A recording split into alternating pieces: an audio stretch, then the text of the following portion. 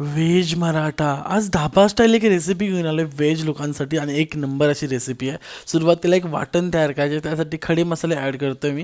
ही पूर्ण डिटेल्स तुम्हाला मी कॅप्शनमध्ये देतो आहे. खडे मसाले ॲड करून, काश्मीरी मिरची ॲड करून, कांदा ॲड केला आहे, सगळं मिक्स करून याच्यामध्ये अद्रक लसूण टाकलं आहे. हे सगळं स्टीम केलं फॉर एक 5 मिनिटासाठी लो मिडियम फ्लेमवरती. त्यानंतर काजू, व्हाईट तेल, टोमॅटो हे सगळं मिक्स करून घेतो आहे. थोडीशी हळद, थोडीशी गरम मसाला, थोडंसं आपल्याला लाल तिखट ॲड करायचं आहे. हे सगळं टाकून मिक्स करून घ्यायचं. थोडंसं पाणी ॲड करायचं आणि स्टीम करत परत एकदा 5 मिनिटं ठेवलाचं आहे. नंतर याला वाटून घ्यायचं, पूर्ण पेस्ट करायचं फाईन. त्यानंतर उकडलेले बटाटे घेतले, ते किसून घेतो. मग थोडीशी फरसबी, थोडासा गाजर, कांदा, कोबी ॲड केलं आहे. त्यानंतर थोडी मसाले ॲड करतो, जे मगाशी यूज केले होते तेच वाले.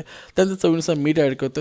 1 चम्मच कॉर्नफ्लॉवर, 1 चम्मच मैदा, 1 चम्मच आपण याच्यामध्ये बेसन ॲड करून मिक्स करून घेतलं. तर कोफ्ते तयार करण्यासाठी हे अशा प्रकारचे हाताला तेल लावून आपण गोल गोल कोफ्ते तयार करून घेतो आहे. हे कोफ्ते तयार करून झाल्यानंतर आपल्याला ऑइल फ्राय करायचं, डीप फ्राय करायचं आहे. हे डीप फ्राय करून झाल्यानंतर आपल्याला ग्रेव्ही बनवून घ्यायची आहे. तर अशा प्रकारे डीप फ्राय केलं. ग्रेव्हीसाठी मी पुन्हा एकदा कढईमध्ये ऑइल टाकतो आहे. थोडंसं जिरा, कांदा, गाजर, फरसबी हे सगळं ॲड करून थोडंसं लाल तिखट ॲड केलं आहे.